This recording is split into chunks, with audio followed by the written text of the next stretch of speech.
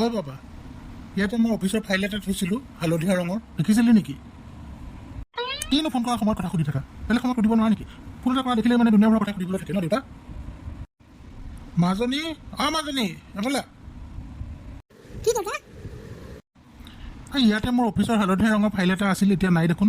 ক'ত গ'ল? নিছ নেকি তই? মই তোমাৰ ফাইল কি কৰিম আকৌ? মই নাই দেখা দেউতা।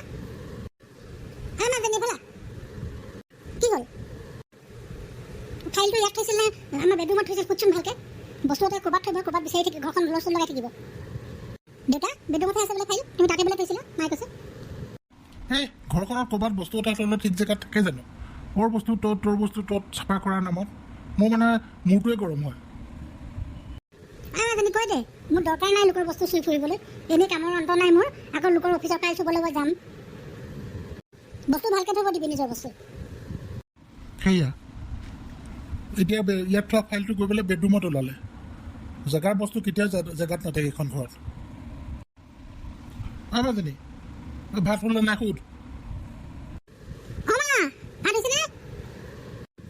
চিঞৰি নাথাকিবি, আধা ঘণ্টা হৈ গ'ল টেবুলত ভাত উলিয়াই দিয়া।